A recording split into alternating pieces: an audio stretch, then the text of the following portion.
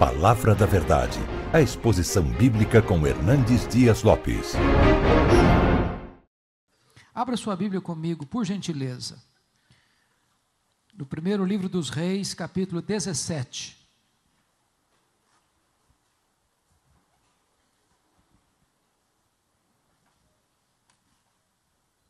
Primeiro livro dos Reis, capítulo 17.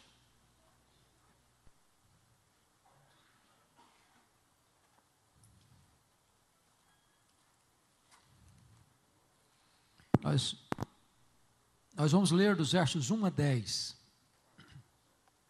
1 Reis 17, de 1 a 10. Esse texto diz: Então Elias, o tesbita, dos moradores de Gileade, disse a Acabe: Tão certo como vive o Senhor, Deus de Israel, em cuja presença estou, nem orvalho nem chuva haverá nesses anos, segundo a minha palavra. Veio-lhe a palavra do Senhor, dizendo: Retira-te daqui, vai para a banda de Querite, fronteira ao Jordão, esconde-te lá, beberás a torrente, e ordenei aos corvos que ali mesmo te sustentem. Foi, pois, e fez segundo a palavra do Senhor. Retirou-se e habitou junto à torrente de Querite, fronteira ao Jordão. Os corvos lhe traziam pela manhã pão e carne, bem como pão e carne ao anoitecer, e bebia da torrente. Mas passados dias a torrente secou, porque não chovia sobre a terra. Então lhe veio a palavra do Senhor, dizendo: Dispõe-te, vai a Sarepta, que pertence a Sidom, e demora-te ali onde ordenei uma mulher viúva que te dê comida. Então ele se levantou e se foi a Sarepta. Amém. Meus amados, afirmar que nós estamos vivendo hoje uma crise aguda, agônica, endêmica e sistêmica, já não produz impacto em mais ninguém. Parece que a palavra de ordem hoje é a palavra crise, sobretudo crise de integridade, no governo, no Congresso Nacional, na Câmara dos Deputados, no Poder Executivo, Legislativo e Judiciário. A crise está presente na família e até na igreja. Porém, pensar que há mais de 2000 anos o profeta Elias estava enfrentando uma crise mais aguda do que a nossa, nos faz refletir. E eu queria então situar Elias para nós extrairmos desse texto algumas lições. Vocês se lembram que no ano 931 a.C., com a morte do rei Salomão, depois de 120 anos de monarquia em Israel, o reino foi dividido. Das 12 tribos, 10 seguiram a liderança cismática de Jeroboão I, formando o que nós chamamos de Reino do Norte, cuja capital veio a ser Samaria. Esse Reino do Norte durou apenas 209 anos, ou seja, de 931 a.C. a 722 a.C., quando a Assíria tomou este reino e levou para o cativeiro o povo, e o Reino do Norte nunca mais foi restabelecido como soberania nacional. O que é curioso é que esse Reino do Norte, que durou 209 anos, teve 19 reis, em 8 dinastias diferentes, e nenhum desses reis andou com Deus. Todos foram maus, ímpios, idólatras e perversos. O que é digno de destaque é que o rei que governa agora recebe o apelido de o pior rei de Israel, o rei Acabe.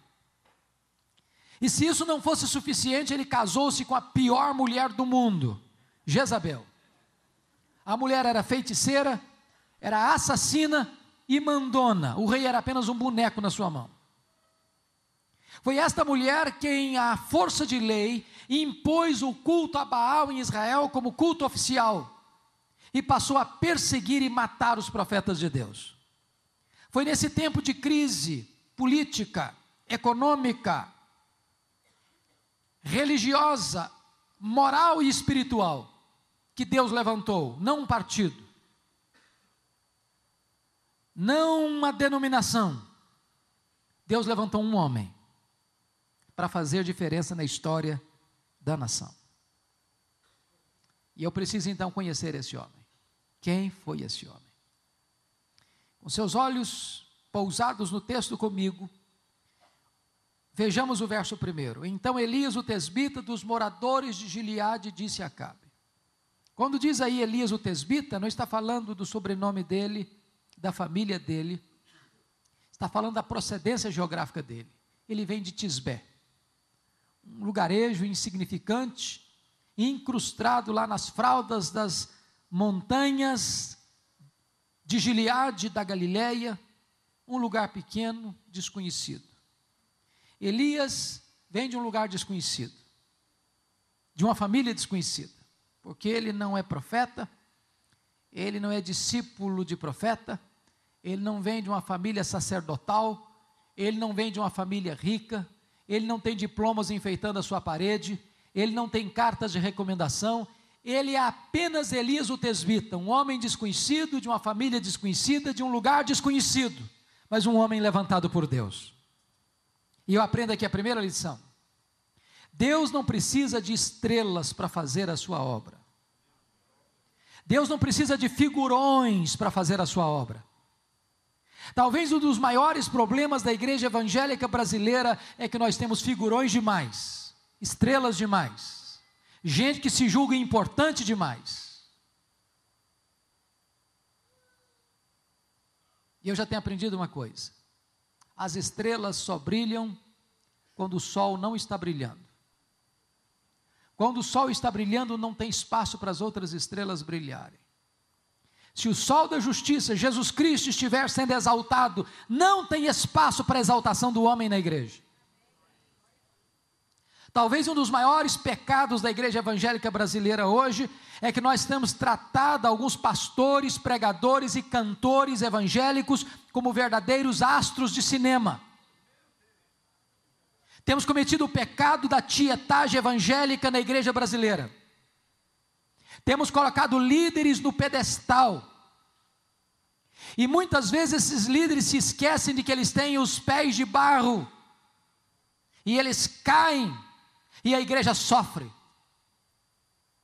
Não há nada que Deus abomine mais do que o culto à personalidade, do que colocar homens em destaque.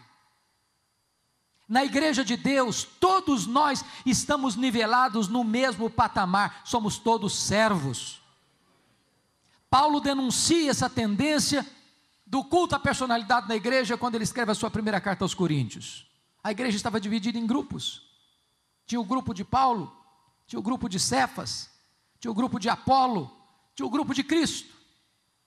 Era uma igreja pluripartidária. Havia lá o PLP, Partido Liberal de Paulo. Eram os fundadores da igreja. Tem gente que tem síndrome de dono de igreja.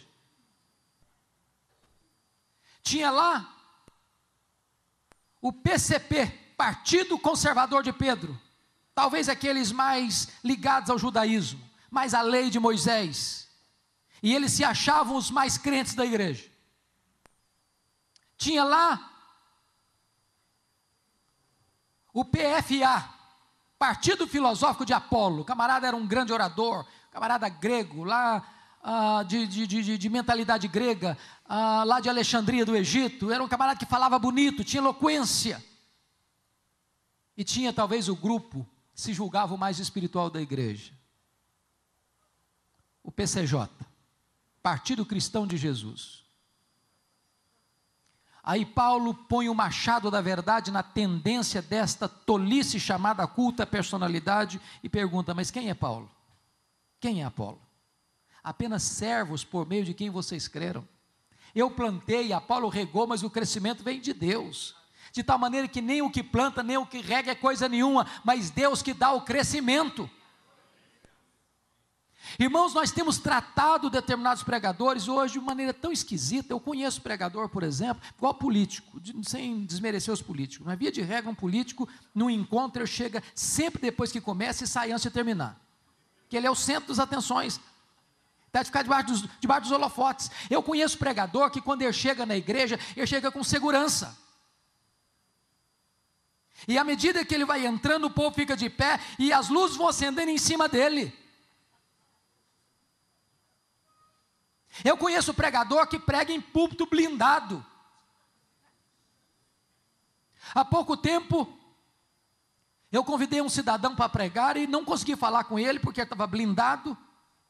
Quando eu consegui falar com a secretária, dizia: eu gostaria de convidar o fulano de tal para pregar. A secretária dizia: não prega mais em igrejas, mais não, eu só prego em grandes encontros. Aí eu disse para a secretária: então o seu pastor é mais importante do que Jesus, e mais importante que o apóstolo Paulo, porque pelo que me consta, Jesus pregou o seu melhor sermão para uma pessoa só, e Paulo pregava publicamente também de casa em casa.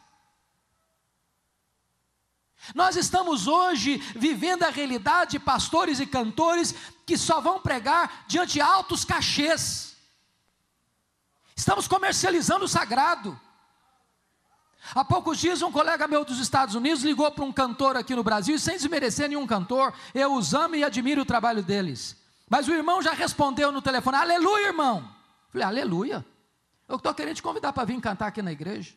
Uma condição, eu vou sim, mas eu quero 2 passagens de primeira classe, quero um hotel 5 estrelas, quero um carro à minha disposição, e quero $10.000 depositados antecipadamente na minha conta. Aí o pastor, coitado, ficou embaraçado e disse: meu irmão, eu tenho algumas dificuldades. Primeiro, porque não tem hotel 5 estrelas na cidade que eu estou. Segundo, porque eu não tenho $10.000 para botar na sua conta. E terceiro, que eu já perdi a vontade de convidar também.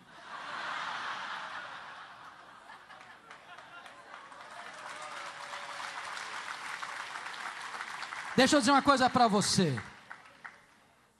Eu não tenho nenhum problema quando você convida alguém, você dá uma oferta generosa de amor. Mas se alguém exigir oferta, desconvida. Ainda que o pedido que ele fez é menor do que o que você queria dar.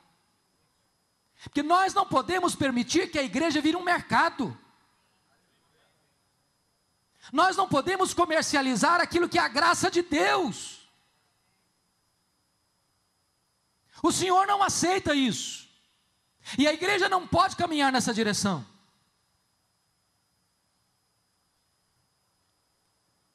Veja comigo ainda o verso 1. Elias disse para Acabe: tão certo como vive o Senhor, em cuja presença estou, nem orvalho nem chuva haverá nesses anos, segundo a minha palavra. E você pergunta: mas por que tamanha certeza ou ousadia de Elias? O texto não responde. Mas a resposta está em Tiago 5,17, quando está escrito lá: Elias orou com instância para não chover, e não choveu. Segunda lição que eu aprendo: só pode se levantar diante dos homens quem primeiro se prostra diante de Deus. Elias só se levantou diante do rei porque primeiro se prostrou diante do Rei dos Reis. Talvez aqui está uma das maiores tragédias que abate a igreja brasileira, é que nós separamos academia de piedade. Nós separamos pregação de oração. Nós temos verdadeiros gigantes do saber no púlpito, mas verdadeiros nanicos de oração.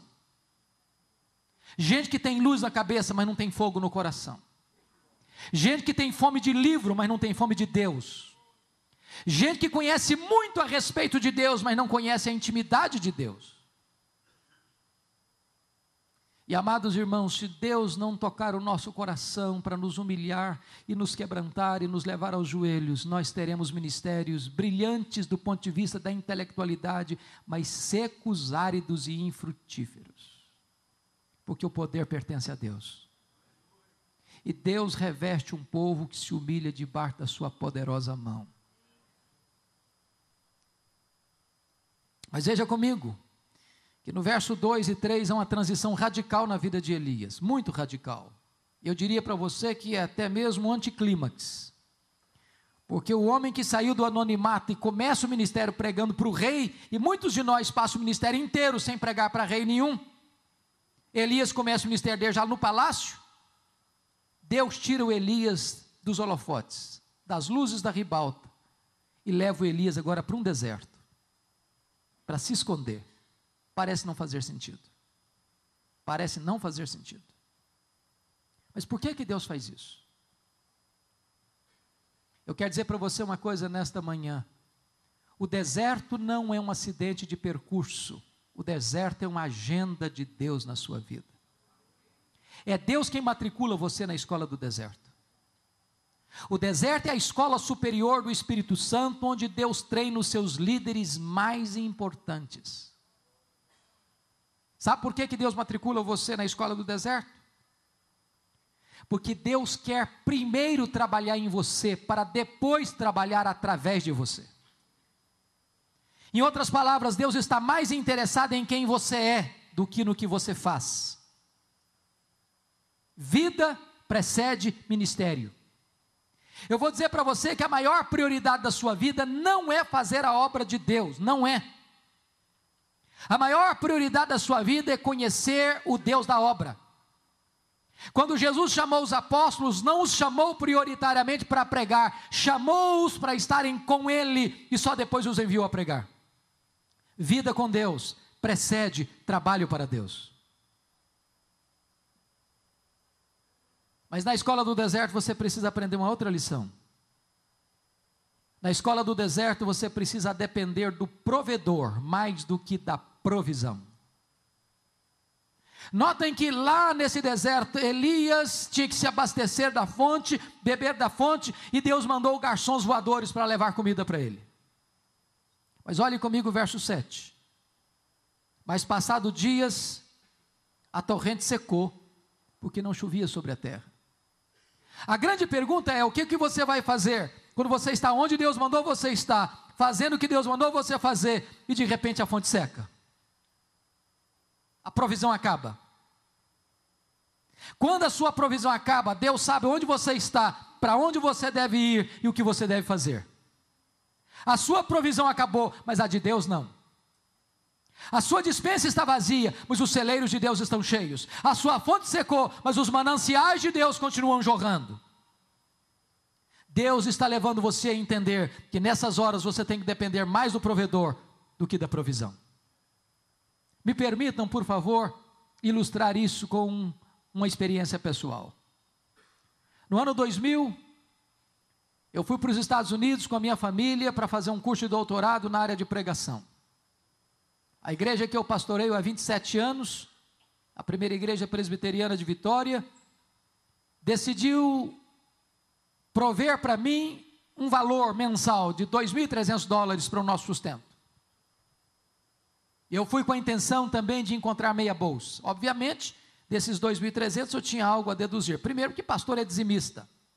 Muito embora tem muita gente falando contra o dízimo, mas o dízimo é bíblico. E pressupõe que todo pastor seja dizimista. Então, desses 2.300 eu já deixava 230 na tesouraria da igreja.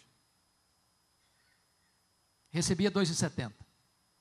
Nós temos uma secretária que trabalha conosco há mais de 20 anos e eu não achei justo deixá-la desamparada naquele tempo, continuei pagando o salário dela. O apartamento onde eu morava foi uma secretária, uma missionária para morar lá, com a responsabilidade de pagar o condomínio, mas ela teve que mudar da cidade, em 5 meses eu tive que pagar o condomínio. O certo é que dos 2.300 eu recebia líquido 1.300. Quando eu chego em Jackson, Mississippi, tive algumas surpresas. Primeiro, não achei bolsa de 1 centavo.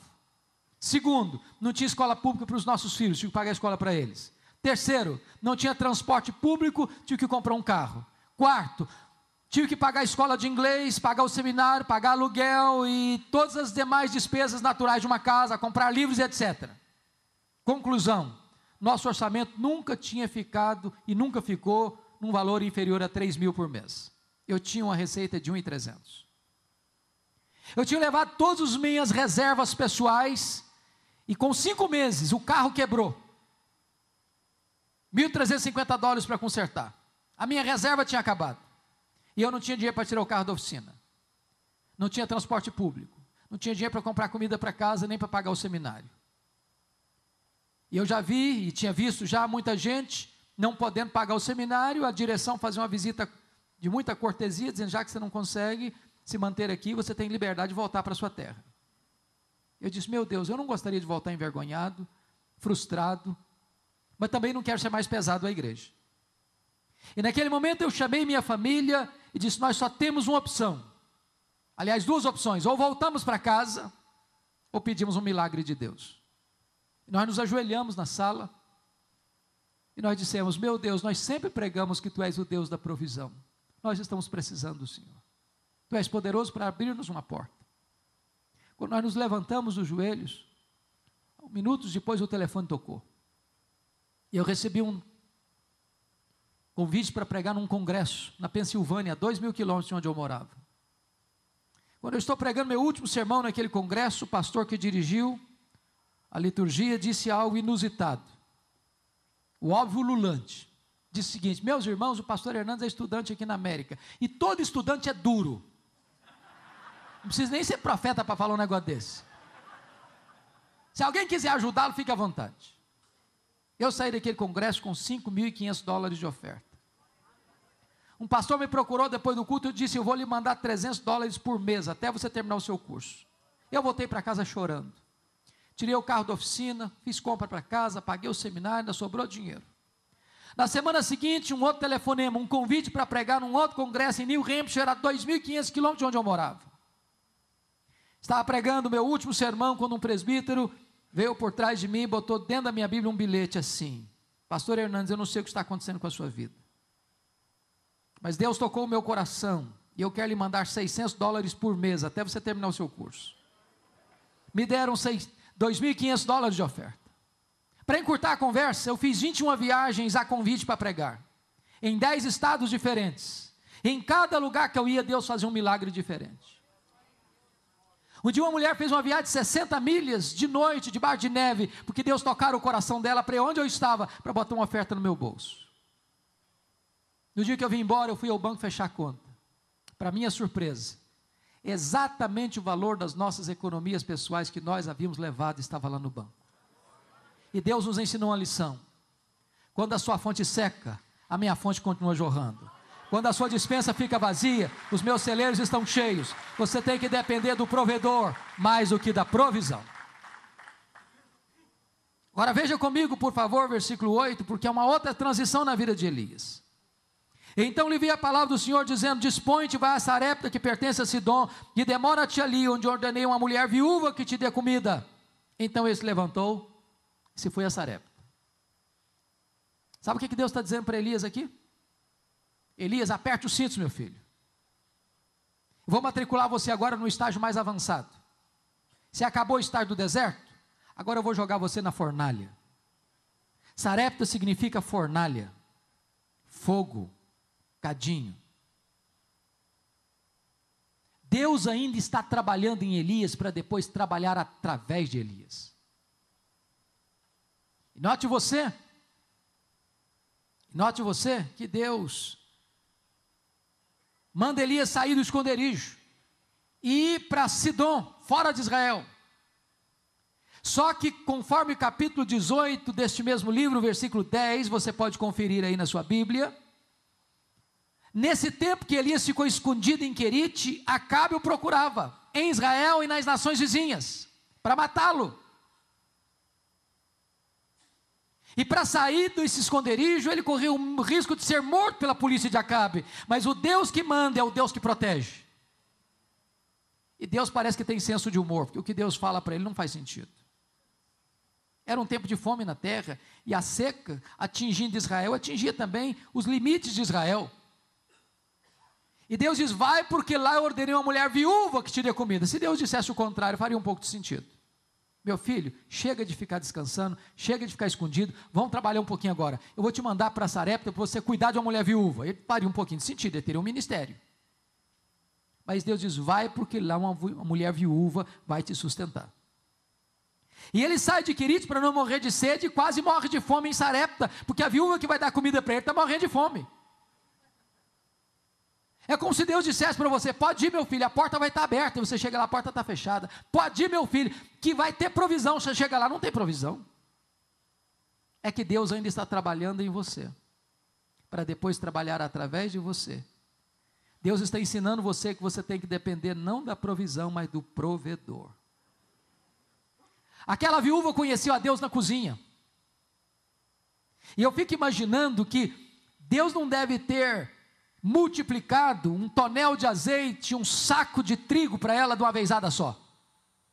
Eu acho que toda vez que aquela mulher ia para a cozinha, ela colocava lá a porção para fazer a refeição e olhava na vasilha, o nível do azeite era o mesmo, o nível do trigo era o mesmo, e todo dia Deus fazia um milagre naquela casa.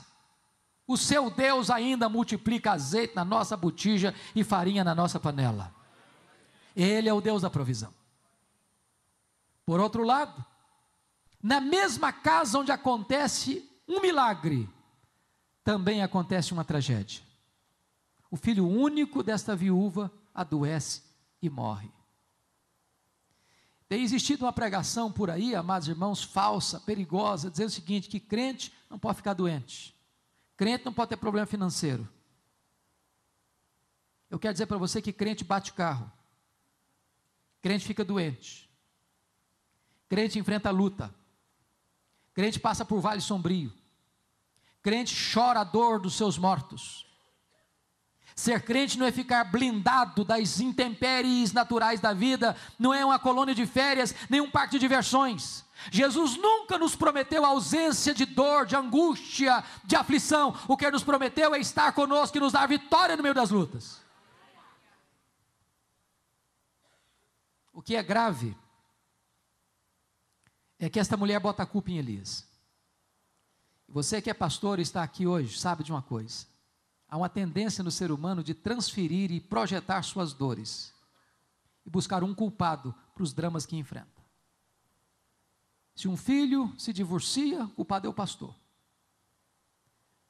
Se alguém enfrentou um problema financeiro, o culpado é o pastor. E o grande drama aqui é o seguinte, que talvez nada machuque mais o coração de um líder do que ser acusado daquilo que ele não deve. Talvez a tendência nossa é sermos valentes em nos defendermos. Eu conheço pastor que chega a dizer o seguinte, é melhor passar por cima do meu cadáver do que passar por cima dos meus direitos.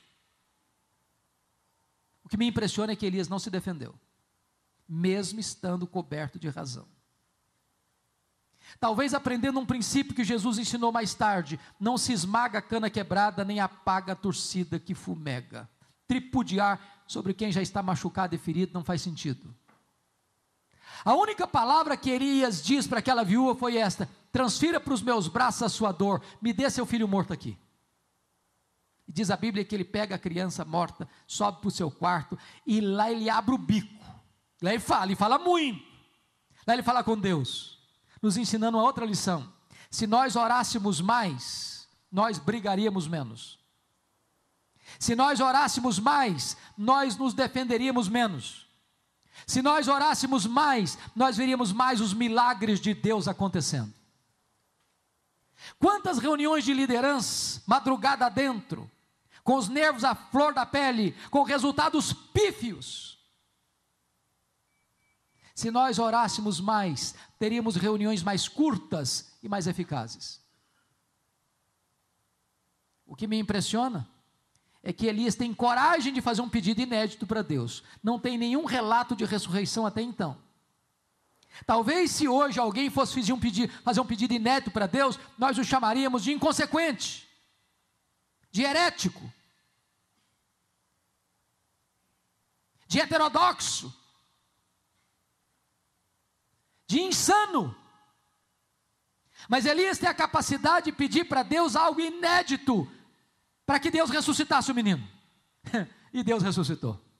Deus faz o inaudito, o extraordinário, o insólito, o incomum. Deus faz milagres. Agora pense nessa cena comigo, irmãos.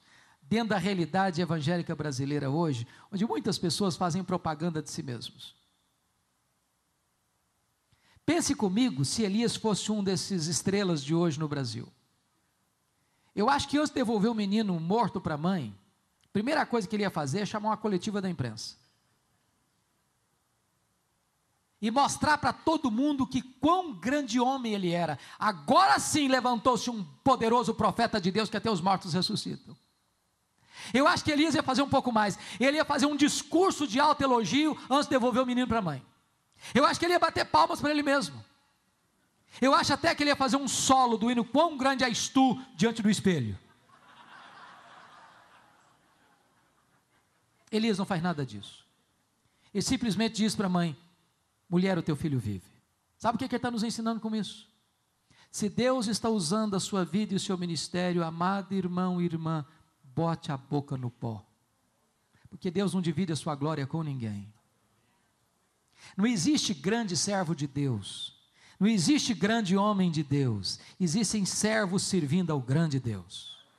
Só Deus é grande, só Deus merece a glória, só Deus é digno de ser adorado.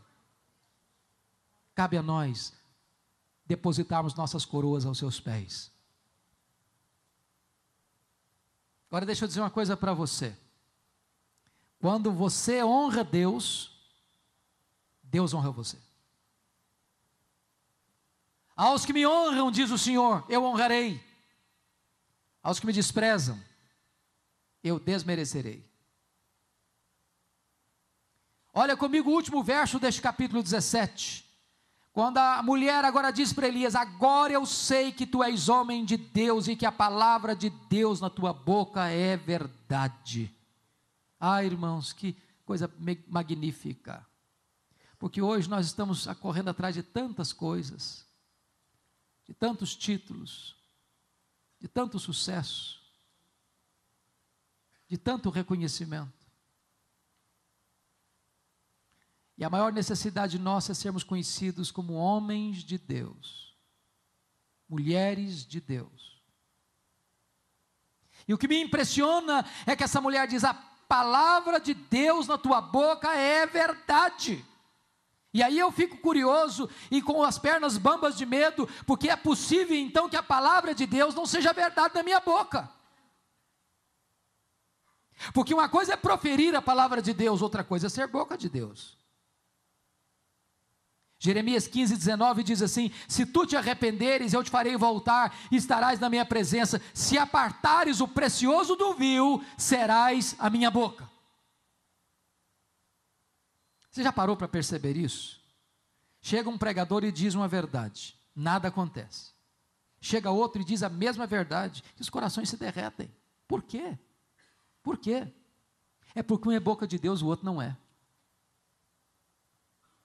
Você se lembra de Geazi, quando ele correu e botou o bastão profético no rosto do menino morto? O que aconteceu com o menino?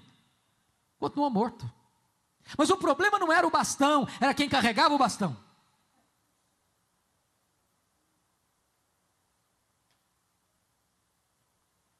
Amados irmãos, é tempo de nós pararmos para pensar que nós precisamos ser boca de Deus. Precisamos ter a unção de Deus, o poder de Deus. Eu não sei quantos pastores aqui conheceram reverendo Antônio Elias, que morreu com mais de 90 anos. Para nós, pelo menos presbiterianos, foi o maior exemplo que nós tivemos de vida piedosa no nosso meio. Aquele homem, quando ele pregava, e as mensagens dele eram muito simples, mas acontecia um fenômeno. Toda vez que aquele homem pregava, o povo caía em pranto, se quebrantava. Aí um dia, ele estava pregando num congresso, e chegou uma pessoa e fez uma pergunta, esperando uma resposta teológica profunda. E perguntaram: pastor Elias, Antônio Elias, o que é unção?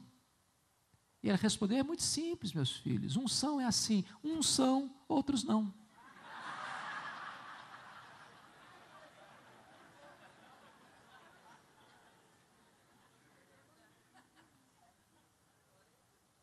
Você é boca de Deus? Você tem apartado o precioso do vil? Você tem abastecido a sua alma na fonte? Você tem sede de Deus? Você tem sido tratado por Deus? Você tem sido matriculado na escola de Deus? O que nós mais precisamos hoje é de homens que sejam boca de Deus. Sabe o que me impressiona hoje? É que os maiores sermões da história dos pais da igreja, dos reformadores, dos puritanos, dos avivalistas, dos pregadores mais conhecidos da história, esses sermões estão hoje disponíveis em nosso vernáculo. Mas se nós pegássemos um desses sermões hoje e o pregássemos outra vez, não teria o mesmo resultado mais. Por quê? Por quê? E aí eu tenho que concordar com o metodista piedoso do século XIX, E.M. Bounds, quando ele diz o seguinte: nós estamos à procura de melhores métodos e Deus está à procura de melhores homens. Deus não unge métodos, Deus unge homens. Homens mortos tiram de si sermões mortos, e sermões mortos matam. Martinho Lutero dizia que sermão sem unção endurece o coração das pessoas. Nós dependemos do Espírito Santo. Precisamos ser boca de Deus. Eu conheço um caso até jocoso, engraçado, de um seminarista que resolveu decorar o sermão de Jonathan Edwards. Jonathan Edwards foi a mente mais brilhante do século XVIII na Nova Inglaterra. Um homem que experimentou um poderoso avivamento nos idos de 1735, 1740 em Enfield, Massachusetts, Nova Inglaterra. E quando ele pregou o seu mais conhecido sermão, Pecadores nas mãos de um Deus irado, ele jejuou e orou alguns dias antes de pregar esse sermão. E quando chegou o dia, era noite, ele segurava o esboço numa mão, segurava a lamparina na outra mão e lia o sermão. Na medida que ele lia o sermão, o seu auditório foi tomado de convicção de pecado e começou a chorar, se humilhar, se quebrantar. Pessoas se agarravam nas pilastras do templo e choravam copiosamente. Quando ele terminou o seu sermão, o auditório estava caído, prostrado em lágrimas, e houve mais de 500 conversões naquela noite. O seminarista pegou o sermão, decorou palavra por palavra, frase por frase, sentença por sentença, e chegou na sua igreja e pregou o sermão com toda veemência, e o seu auditório também caiu, mas no sono. O sermão era literalmente o mesmo, mas quem pregava o sermão era outra pessoa. Deus não unge métodos, Deus unge homens.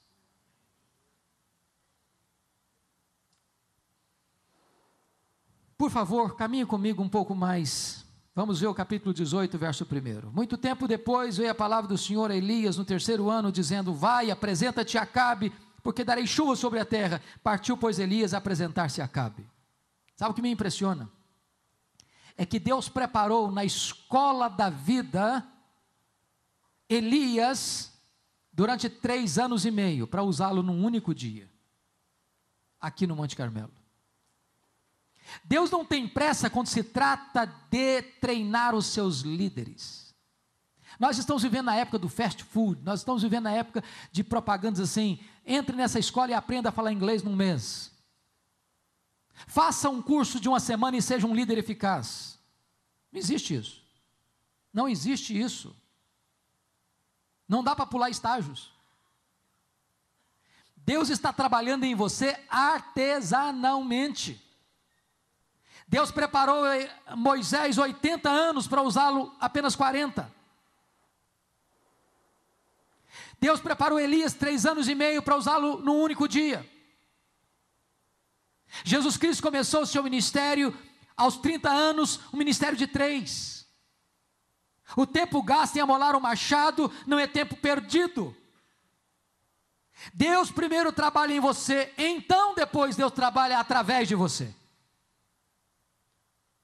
E o que é curioso é que no Monte Carmelo, diz a Bíblia que Elias confronta o rei Acabe, chamando-o de perturbador de Israel, confronta o povo, dizendo: vocês estão em cima do muro, cocheando entre 2 pensamentos, e confronta os profetas de Baal, dizendo o seguinte: vamos fazer um desafio aqui, o Deus que responder por fogo, esse é o Deus verdadeiro. Como o povo gosta de espetáculo, ajuntou-se para ver a cena. Elias mandou os profetas de Baal então fazer o sacrifício deles, e eles fizeram, e eles pediram, e eles gritaram, e eles se retalharam com faca, e Baal não pôde atendê-los, porque Baal é um ídolo morto. Então diz a Bíblia que Elias restaurou o altar do Senhor que estava em ruínas, colocou a oferta sobre o altar, mandou regar de água o altar, e talvez você pergunte: mas como pode ser isso? Tinha 3 anos e meio que não chovia, onde encontravam água numa montanha? É muito simples, é porque o Monte Carmelo está exatamente onde está o mar Mediterrâneo. Era só descer o monte e o mar Mediterrâneo estava embaixo. E depois que tudo estava pronto, Elias fez uma breve oração: agora manda fogo, Senhor. E o fogo caiu, e o povo caiu de joelhos gritando: só o Senhor é Deus, só o Senhor é Deus, só o Senhor é Deus. Mark Lloyd Jones diz assim: por que hoje nós estamos pedindo fogo do céu e o fogo não cai? Sabem por quê? Responde Mark Lloyd Jones: é porque nós nem restauramos o altar do Senhor ainda, que está em ruínas. Primeiro você restaura o altar, Que altar? Como restaurar o altar? Diz a Bíblia que Elias pegou 12 pedras. Por que 12 pedras? Símbolo das 12 tribos que estavam brigadas, divididas. Amados irmãos, esperar avivamento, orar, querer avivamento, com a igreja ferida, mágoas, ressentimentos, brigas, invejas, ciúmes, disputas, partidos, cisões, cismas. Não faz sentido. Primeiro nós levantamos o altar de Deus que está em ruínas. Primeiro nós colocamos tudo sobre o altar. Então vamos orar e o fogo vai cair. Diz a Bíblia que depois daquela magnífica vitória, Elias elimina os profetas de Baal e sobe para o alto da montanha. E lá ele bota a cabeça entre os joelhos e clama a Deus para que as torrentes voltassem para regar a terra. Eu não sei se você já parou para perguntar o seguinte, olha de novo o capítulo 18, verso 1 comigo. Muito tempo depois veio a palavra do Senhor a Elias, no 3º ano, dizendo: vai, apresenta-te a Acabe, porque darei chuva sobre a terra. O que me impressiona aqui é o seguinte, Deus não disse assim, vai, apresenta-te a Acabe, ore e eu darei chuva. Está escrito ore aí no versículo 1? Não. Por que Elias então subiu para o monte para orar? Porque a palavra de Deus é, vai, apresenta-te a Acabe e darei chuva. Não tinha no pacote da chuva oração. Por que Elias ora? A melhor explicação que eu tenho para esse texto até hoje, se você tiver uma melhor, me ajude, é que esse texto está mostrando para nós que a soberania de Deus não anula a responsabilidade humana. Da chuva, só Deus pode dar. Mas orar para chover é responsabilidade nossa. Abrir o coração do pecador, só o Espírito Santo pode abrir. Mas pregar para que o Espírito Santo abra o coração dele é responsabilidade nossa. Avivamento, só Deus pode dar. Mas preparar o caminho do Senhor para que ele se manifeste é responsabilidade nossa. E Elias orou, insistentemente, perseverantemente, humildemente, vitoriosamente, e as torrentes de Deus desceram. E aí, eu queria que você fosse comigo rapidamente para o capítulo 19, porque o capítulo 19 é um anticlímax no ministério de Elias, uma mancha, uma mácula no ministério de Elias. E se você estivesse escrevendo a biografia de Elias, talvez você pularia o capítulo 19. Esse gigante de Deus recebe um recado de Jezabel: faça-me os deuses o que me aprover, se amanhã a estas horas você, Elias, não estiver morto, como você matou os profetas de Baal. Diz a Bíblia que Elias temeu, que Elias fugiu, que Elias pediu para morrer e entrou em depressão. Você pode entender isso? Por que está escrito na Bíblia? Talvez para nos ensinar uma grande lição, e a lição é essa: todo líder tem os pés de barro. Você pode repetir essa frase comigo? Todo líder tem os pés de barro. Este homem, gigante de Deus, que orou e o céu se fechou. Esse gigante de Deus que orou e Deus multiplicou azeite e farinha.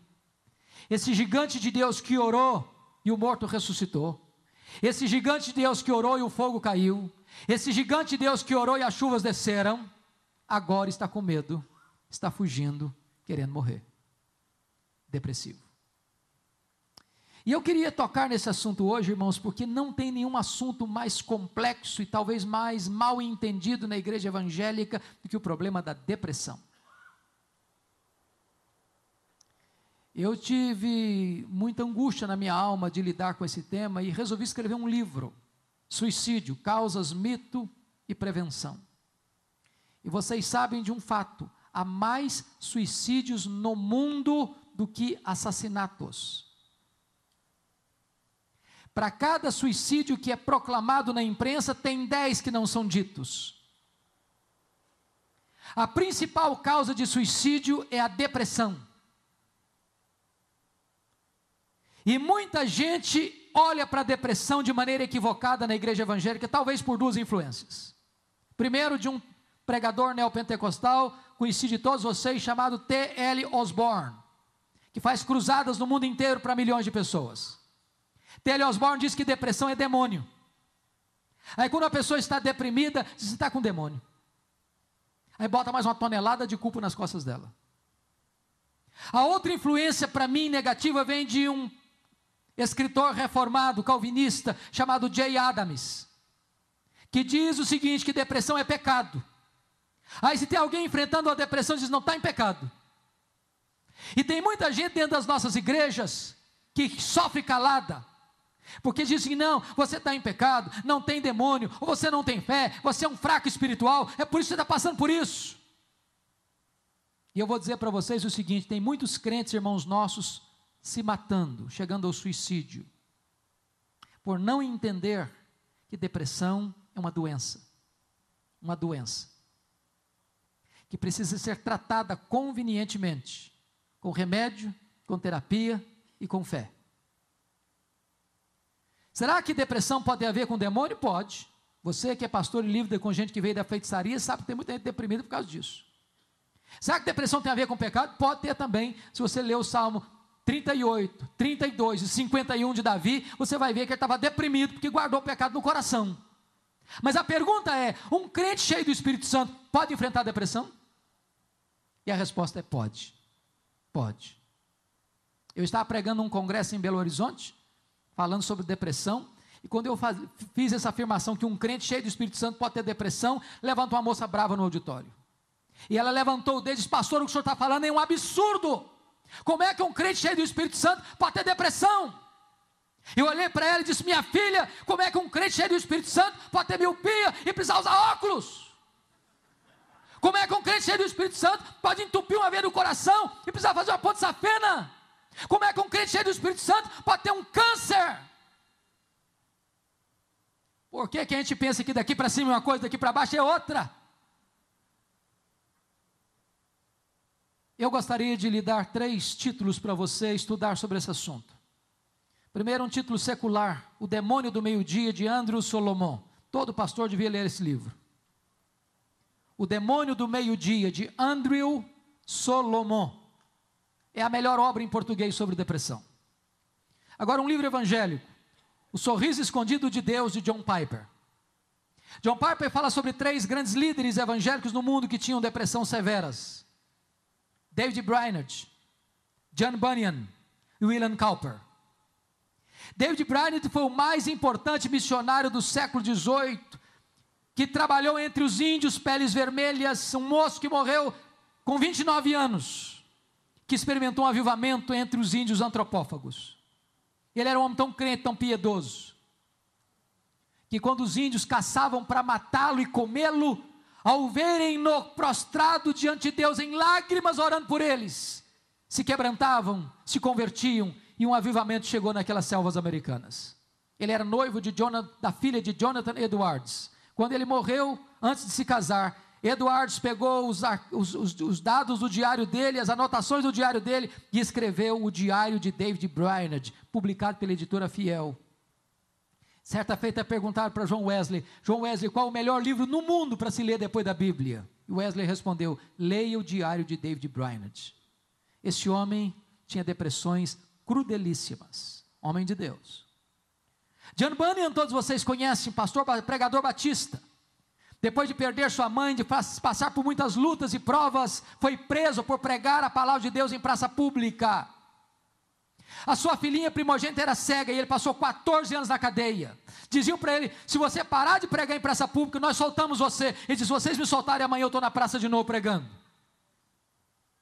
Nas depressões amargas, completamente difíceis na prisão, ele escreveu o livro mais lido no mundo depois da Bíblia, O Peregrino. William Cowper era um compositor evangélico da Inglaterra, escreveu centenas de hinos, e ele tinha depressão tão severa que ele tentou se matar várias vezes. Se não for alguém monitorando-o, ele teria tirado a sua vida. E dele é a famosa frase: por trás de cada experiência carrancuda, esconde-se uma face sorridente. Irmãos amados, há muitos crentes nas nossas congregações, há muitos pastores, há muitos líderes lidando com depressão. E nós precisamos ajudá-los. A depressão se lida com remédio, com terapia e com fé. Elias estava deprimido. Por quê? Porque em vez de olhar para Deus, olhou para Jezabel. Segundo, porque olhou para a vida pelas lentes do retrovisor. Acabou, senhor, quer morrer, não tem mais nada para mim. Deus, não, meu filho, não acabou não, você ainda tem ministério. O melhor está pela frente. Você ainda vai ungir um profeta no seu lugar, você vai ungir um rei em Israel, ungir um rei na Síria. Aliás, você quer morrer, meu filho? Nem morrer você vai, cara, eu vou levar você para o céu sem você morrer. Por que ele está deprimido? Porque olhou para a vida com óculos escuros, disse, Senhor, só eu fiquei. Não, cara, para lá, você está fazendo uma leitura muito pessimista da realidade, tem 7.000 ainda que não se dobraram. Por que ele ficou deprimido? Porque ele entrou numa caverna. Ele não queria contato com mais ninguém, sabe disso? Quando uma pessoa depressiva diz, eu quero morrer, ela não quer morrer, ela quer viver. Só que ela não vê perspectiva, ela não vê saída, não vê uma fresta na janela. Quando ela está isolada, sozinha, ela quer ficar sozinha, mas nessa hora ela quer mais, ela precisa de gente do lado dela. É um grito de socorro. Como é que Deus cura a depressão do Elias? Primeiro, sonoterapia, bota o cara para dormir. Segundo, cardápio especial, prepara uma mesa para ir no deserto. Terceiro, manda o cara sair da caverna, vem para cá filho, desabafa, abra a caixa de ferramenta, abra o coração, conta o que está acontecendo. Depois, Deus corrige a visão dele. Não, filho, o melhor está pela frente. E você tem ministério ainda. Eu vou dizer para você que talvez chegou nesse congresso pensando em desistir. Você que chegou nesse congresso desanimado com o ministério. Eu quero dizer para você, em nome de Jesus, que o melhor do seu ministério está por vir. Deus restaura o Elias. Deus cura o Elias. Deus devolve Elias para o ministério e devolve o ministério para Elias. E eu quero terminar dizendo que agora Elias está lá no Jordão. Eliseu está no encalço dele, querendo porção dobrada do espírito dele. E eles haviam passado o Jordão a pé enxuto. Um milagre de Deus aconteceu, o Jordão se abriu. E de repente, uma carruagem de ouro com cavalos de fogo, com cavalos de fogo, arrebatam Elias, ele sobe para o céu num redemoinho. E a capa de Elias fica na mão do Eliseu. Eliseu está de volta para os seus discípulos. Chega no Jordão. As águas transbordam pelas ribanceiras. E Eliseu tem uma pergunta na alma e a capa de Elias nas mãos. E a pergunta era esta: onde está o Senhor Deus de Elias? Que pergunta emblemática. Onde está o Senhor Deus de Elias? Em outras palavras, será que Deus só fez milagres ontem ou Deus faz milagres ainda hoje?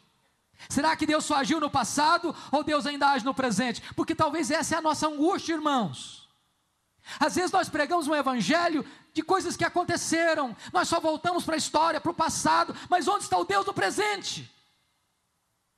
É a angústia de Marta. Jesus chegou na aldeia de Betânia e ela foi logo dizendo para Jesus: se tu estiveras aqui, o meu irmão não teria morrido. Conjugou o verbo no passado. Jesus diz: não, Marta, o teu irmão há de ressurgir. Ela diz: eu sei que vai ressurgir no último dia. Conjugou o verbo no futuro. Jesus diz: não, Marta, eu não fui, eu não serei, eu sou a ressurreição e a vida. Eu sou o Deus que age agora. Onde está o Senhor Deus de Elias? Diz a Bíblia que Eliseu pega a capa de Elias e fere as águas do Jordão e o rio se abre de novo. O Deus de Elias é o Deus de Eliseu. O Deus de Elias é o seu Deus, é o meu Deus, é o nosso Deus, é o Deus da igreja. Mas a grande pergunta nesta noite, nesta manhã, talvez não seja: onde está o Deus de Elias? A pergunta hoje é outra: onde estão os Elias de Deus? Onde estão os Elias de Deus? Eles estão aqui. Você é um Elias de Deus. Estamos vivendo um tempo de crise na nação, de crise na igreja. E Deus é poderoso para levantar novos Elias. Gente simples como você e eu. Mas gente que, se colocando nas mãos de Deus, pode ser instrumento de Deus. Você quer ser um Elias de Deus? Vamos orar juntos. Se você tiver a liberdade de vir aqui à frente, vamos orar juntos, mais uma vez, em nome de Jesus.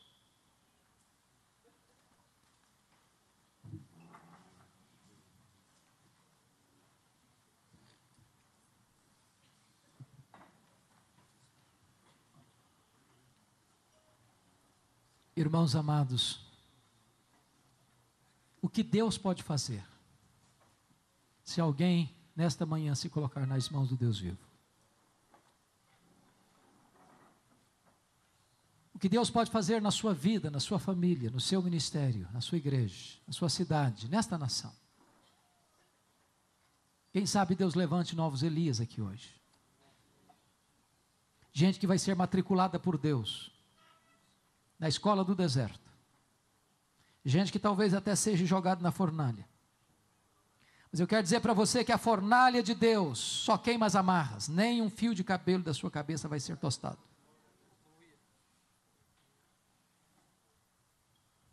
Deus vai equipar você, preparar você, para depois usar você, instrumentalizar você. Talvez você veja aqui hoje, você está numa caverna.